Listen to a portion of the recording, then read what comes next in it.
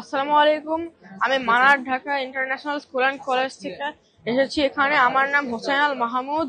তো আমাদের আজকের প্রজেক্টের নাম হচ্ছে, টাইটেল হচ্ছে aqua cycle, clean water, green energy, sustainable plastic production. তো আমাদের প্রজেক্টটি এভাবে শুরু হয়।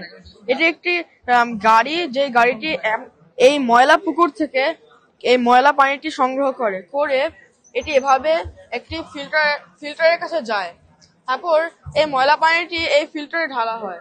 তারপর যখন এটা ঢালা হয় তখন এটা বিশুদ্ধ পানি হয়ে যায়। তারপর এই বিশুদ্ধ পানি আবার এই ট্রাকের মধ্যে নেওয়া হয়।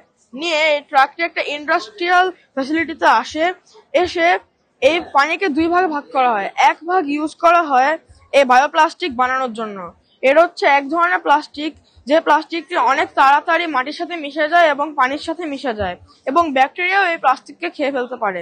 সো এটা পরিবেশের জন্য অনেক উপকারী, আর এটা খুব ডিউরেবল। এটা অনেক ভালো প্লাস্টিক আপনারা দেখতে পাচ্ছেন। তারপর আমরা যেটা দেখতে পাচ্ছি, এখানে একটা কম্বাস্টন চেম্বার আছে।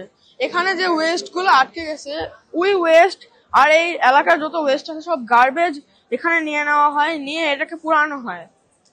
যখন এটা পুড়ে, এখানে কিছু সোলার প্যানেল দেওয়া আছে। এই সোলার প্যানেল গুলা এটা আগুনের হিট আর লাইট এনার্জি অ্যাবজর্ব করে, তারপর এটাকে ইলেকট্রিসিটিতে কনভার্ট করে।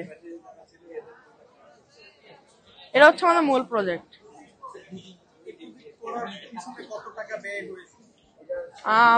এই প্রজেক্টের জন্য কত? 3,000 টাকা। জি।